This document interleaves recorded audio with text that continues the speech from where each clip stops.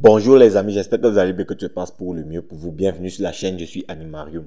Aujourd'hui on se retrouve pour une nouvelle vidéo sur l'univers de Boruto Double Vortex et aujourd'hui on se retrouve pour l'analyse et la review de ce magnifique chapitre 23 qui se nomme Redoutable. Alors les mecs, on va entrer dans le vif du sujet de notre vidéo sans plus tarder. Bon, déjà on va poser les bases. Ce chapitre, il était encore une fois magnifique. Il est sur la lancée des 3 précédents chapitres, c'est-à-dire c'est un 9,5 sur 10, voire même un 10 sur 10. Franchement, je trouve que l'œuvre Boruto Double Vortex, elle est un peu sous-cotée. Bon, forcément, ça souffre de la comparaison avec Naruto et même Naruto Shippuden. Mais en vrai de vrai, Boruto Double Vortex, c'est juste une œuvre magnifique. Les combats, l'intrigue et tout ça, franchement, c'est très très bien ficelé. Bien évidemment, c'est une œuvre qui a ses défauts comme la majorité des œuvres. Mais en vrai de vrai, si on ne se base que sur les qualités de l'œuvre, c'est une œuvre très très très qualitative. Et je pense que, voilà, globalement, elle est quand même sous-cotée parce qu'elle souffre non seulement de la comparaison avec son prédécesseur qui est l'œuvre de Naruto, mais aussi avec la comparaison avec des œuvres légendaires telles que One Piece. Bon, du coup, vous comprenez que forcément, forcément, les gens, on va dire, ils vont, peut-être même c'est inconscient, ils vont forcément, comment dire, sous-coter un peu l'œuvre parce qu'ils vont toujours forcément comparer cette œuvre-là avec l'œuvre Naruto, surtout que là, on parle de Boruto qui est le fils de Naruto. Du coup, avec tout ce que Naruto a accompli dans son passé, et avec même le développement du personnage de Naruto qui était un personnage extrêmement profond, extrêmement bien écrit, ça il faut le dire. Et en plus, en parallèle, le développement des autres personnages tels par exemple Itachi, Kakashi, Tsunade, Gaara, ne citer que cela, ce sont des personnages qui avaient des histoires vraiment très accrocheuses. Du coup, il y aura toujours une sorte de comparaison, qu'elle soit consciente ou inconsciente. Et cette comparaison, à mon avis, est très très néfaste pour une œuvre telle que Boruto Double Vortex. Parce que il faut quand même se dire les thèmes. Boruto Double Vortex, c'est une super œuvre. C'est une œuvre qui mérite tout son crédit. D'ailleurs, si ce n'était pas le cas, je ne ferais pas des vidéos, analyses et reviews à chaque fois qu'un chapitre sort. Justement, pour parler de la publication des chapitres de Boruto Double Vortex, je pense que c'est l'un de ses plus gros défauts, étant donné que Boruto Double Vortex est une œuvre qui suit une publication mensuelle. Et franchement, je trouve que ce n'est pas un format adapté pour une œuvre telle que Boruto Double Vortex. Pour moi, une publication hebdomadaire aurait été un format beaucoup plus adapté, étant donné qu'il y a énormément d'intrigues, encore une fois, à développer. Et puis, avec tout ce qui se passe dans le manga, franchement, je trouve quand même qu'il y a souvent très peu de matières qui nous sont données à chaque fois qu'un chapitre sort et attendre encore un mois avant que le prochain ne sorte. Waouh, franchement, je trouve quand même que ça fait lourd, pardon. Surtout que, à mon avis, les mecs, c'est vrai qu'il y a 2-3 chapitres que j'ai critiqués concernant l'œuvre Boruto Double Vortex, mais pour dire la vérité, étant donné que je fais les analyses et reviews de l'œuvre Boruto Double Vortex depuis la sortie du chapitre 1, du chapitre 1 au chapitre 23, c'est-à-dire, ça fait 23 mois presque 2 ans que je fais les analyses et reviews de l'œuvre Boruto Double Vortex. On est là à 11 mois. Je vais vous dire un truc. Il n'y a que 3 chapitres que j'ai trouvé assez moyens concernant l'œuvre Boruto Double Vortex. Et j'avais même été super dur. Super dur, pourquoi? Parce que, presque constamment, Boruto Double Vortex nous pond des poulets. Donc, je voulais faire une petite parenthèse concernant cette œuvre Boruto Double Vortex. Du coup, on va entrer en plein dans l'analyse et review de ce magnifique chapitre 23 qui se nomme Redoutable. Alors, le chapitre 23 de Boruto Double Vortex commence où le 22 s'était arrêté, étant donné qu'on retourne sur le champ de bataille. Et on retourne sur le champ de bataille qui a concerné l'affrontement entre Ryu et le groupe de Sarada. On y retrouve donc sur ce front un Mitsuki qui en mode Senjutsu est venu à bout des billes de crasse qui avaient été invoquées par Ryu lors du combat face à Sarada. Du coup, Konohamaru va venir le rejoindre. Et là, tu auras une discussion entre Mitsuki et Konohamaru qui sera assez intéressante, étant donné qu'on peut déjà se poser sur la mentalité et la moralité du personnage de Konohamaru, qui semble-t-il est en train de changer, étant donné qu'il ne faut pas l'oublier. À chaque fois, il faut le préciser. Actuellement, Konohamaru est sous l'emprise des pouvoirs de l'omnipotence de Ada. Et donc, il est sous l'emprise d'un Shinjutsu. Normalement, ses réactions sont tout à fait normales. Mais là, il est en train d'aller à l'encontre de ces réactions qui devraient paraître être normales. Et j'ai envie de dire que oui, c'est un peu normal, étant donné que quand tu vois un Boruto se dévouer, se démener autant pour te sauver, et puis c'est pas la première fois que Boruto se démène autant pour le sauver, et non seulement pour le sauver, mais Boruto, on le voit dans son attitude, dans son caractère, dans son comportement. Il ne fait rien pour aller contre le village de Konoha, même lorsqu'il était en prison face à Ibiki et Konohamaru. Donc, du coup, le personnage de Konohamaru, c'est juste logique qu'il commence à s'interroger à cause de toutes les actions que Boruto est en train d'accomplir et de commettre.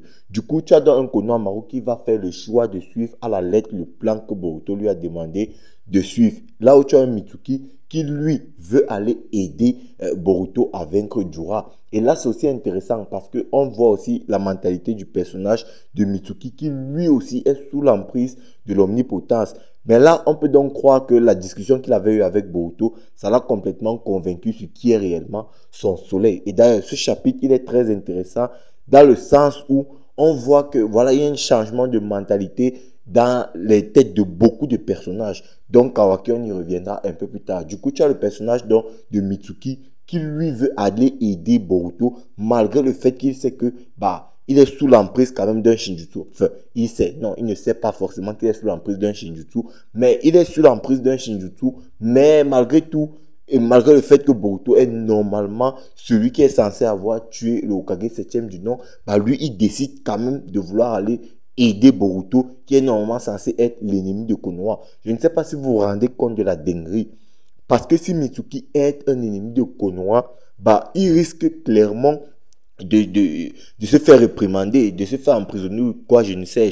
Donc, du coup, là, c'est fort. Ce sont des actions qui sont vraiment très, très fortes, que ce soit de la part de Konohamaru, mais aussi de Mitsuki. Pour en revenir et terminer sur le personnage de Konohamaru, bon, comme je le disais un peu plus tôt, pour moi, c'est complètement normal que le personnage de Konohamaru commence à changer de réaction, commence à changer de perspective vis-à-vis du personnage de Boruto, malgré le fait que dans sa tête, Boruto est aujourd'hui le pire criminel que Konoha n'ait jamais connu. Parce que si même on se base sur la vie réelle, imagine tu as quelqu'un dans ta vie que tu penses être ton pire ennemi, ton pire cauchemar, et que à chaque fois que tu te trouves dans des situations de galère, il vient t'aider sans forcément rien demander en retour. Et en fait même, ce n'est pas qu'il t'aide une fois ou deux fois, non, c'est qu'il t'aide plus d'une fois, plus de deux fois. Et puis à un moment donné, forcément tu vas commencer à te poser les questions sur qui est réellement ce mec. Tu vas commencer à te poser les questions, est-ce que ce mec veut réellement mon mal? Est-ce que ce mec est vraiment le criminel que je pense qu'il est? Donc c'est normal que le personnage de Konohamaru commence à changer de perspective vis-à-vis du personnage de Boruto.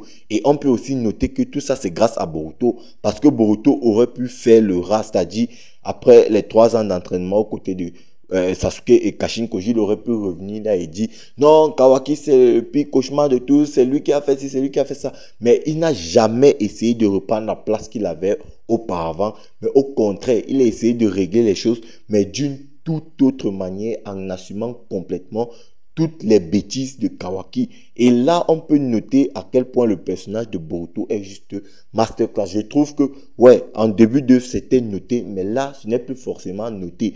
Et là, il est en train de regagner la confiance d'un peu tout le monde sans forcer. Et ça, c'est vraiment impressionnant. Maintenant, on va pas trop s'attarder, sinon la vidéo sera trop longue. Du coup, on va continuer avec l'analyse et la revue de ce chapitre 23. Alors, on retourne donc sur le front qui concerne Boruto et Jiraiya et le combat continue de plus belle. Tu as donc un Boruto qui est blessé, mais ce n'est pas une blessure mortelle, c'est pas une blessure grave, c'est pas une blessure qui a touché ses points vitaux. Alors vous allez vous demander d'où lui vient cette blessure. Eh bien, cette blessure lui vient de son combat, c'est-à-dire du début du combat face à Jiraiya, quand Jiraiya a utilisé le Mokuton pour essayer d'entraver Boruto et que Boruto a fait son plan pour réussir à toucher Jiraiya de par son orbe Uzuriko. Donc c'est en ce moment-là que Jiraiya a touché Boruto avec son Mokuton. Et du coup, Boruto est un peu affaibli et ça va commencer à se ressentir dans le combat. Du coup, tu as un Jiraiya qui va directement relancer les hostilités en profitant de la situation, c'est-à-dire d'un Boruto qui est un peu blessé. Et là, il faut noter un truc.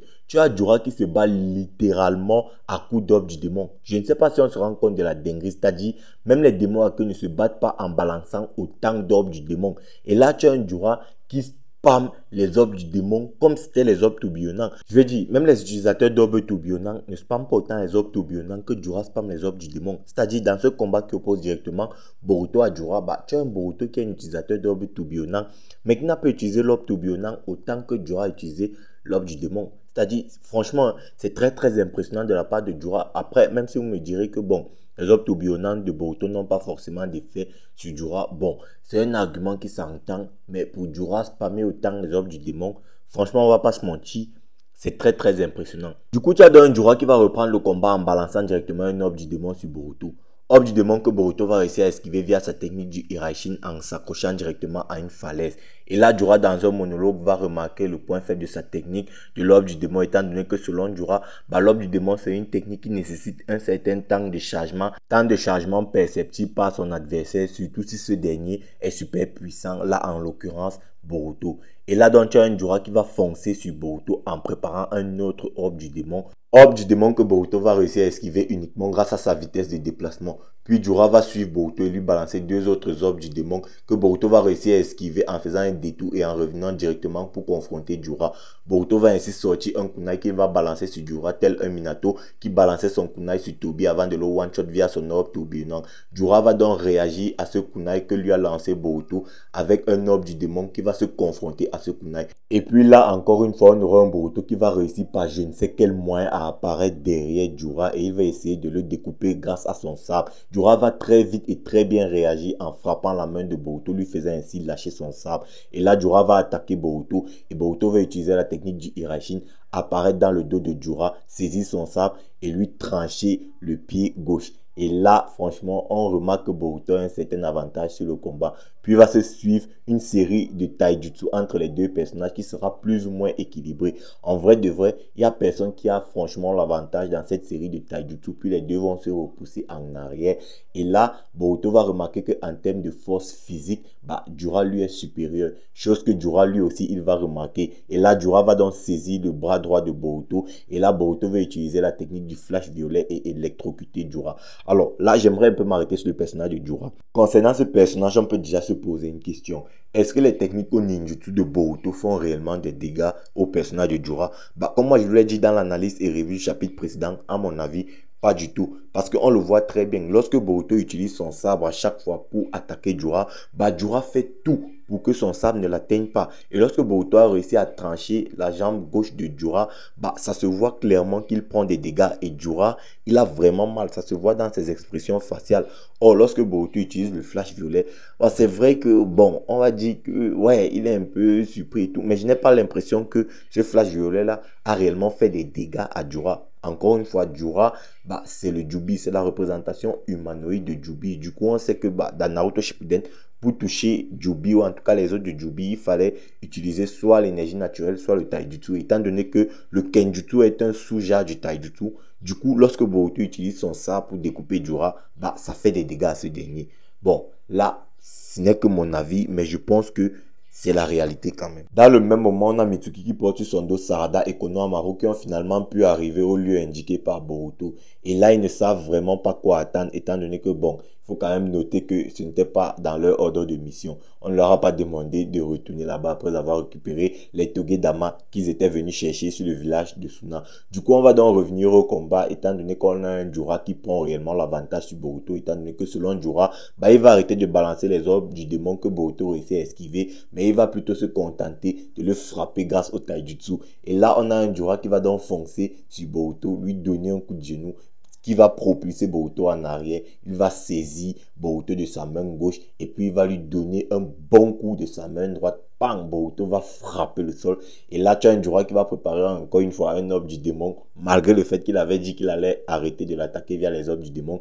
Et là, Boruto va encore une fois esquiver et se maintenir dans les airs. Et directement, tu as un Jura qui va apparaître dans le dos de Boruto, préparer un bon coup, sur à quoi Boruto va très bien réagir en dégainant son sabre et en frappant Jura.